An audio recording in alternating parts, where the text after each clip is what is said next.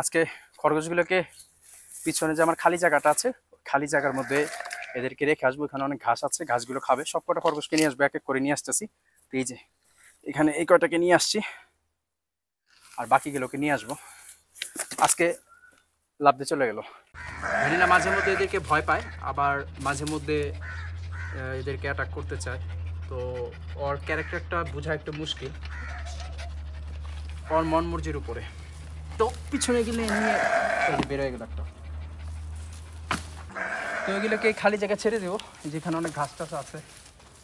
এগুলোকে সব কয়টাকে এনে এখানে 1-2 ঘন্টা একটু ছাড়া রাখবো এদেরকে। হ্যাঁ, ছেড়ে দে এগুলো সব, 1-2 ঘন্টা ছাড়া থাকুক। একটা একটা করে বের করে দে। হ্যাঁ, এটা প্রেগনেন্ট আছে, আস্তে করে ছাড়। হ্যাঁ, এটাও ছেড়ে দে। আমি যদিও খুঁজে পাচ্ছি না, এইখানে তো নাই। 1 সেকেন্ডের মধ্যে হারিয়ে গেছে। এই যে এই যে এই যে এই যে এই যে দেখেন কোন কর্নারে যা ঢুকে আছে। এখানে কোনো এক জায়গায় লুকিয়ে আছে। একটাকে খুঁজে পেয়েছি, আরেকটাকে খুঁজে পাবো ইনশাল্লাহ। তো এই তো একটা, দেখেন এখানে কোনো এক জায়গায় আমার খরগোশ লুকিয়ে আছে। আমি আপনাদের বললাম কোথায় আছে, বলেন খরগোশ। আপনারা আন্দাজও করতে পারবেন না খরগোশ কোথায় আছে। এই যে দেখেন, দেখা যাচ্ছে? এই যে,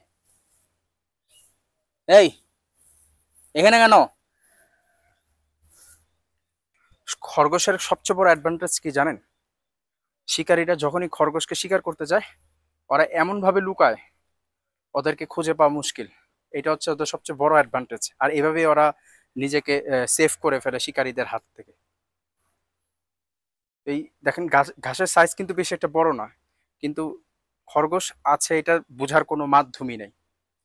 তো এই যে দেখেন একটা জিনিস, এই দেখেন, বলেন এখানে খরগোশ আছে কে বলতে পারবে?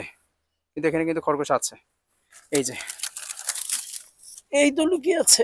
আহ, বেরো।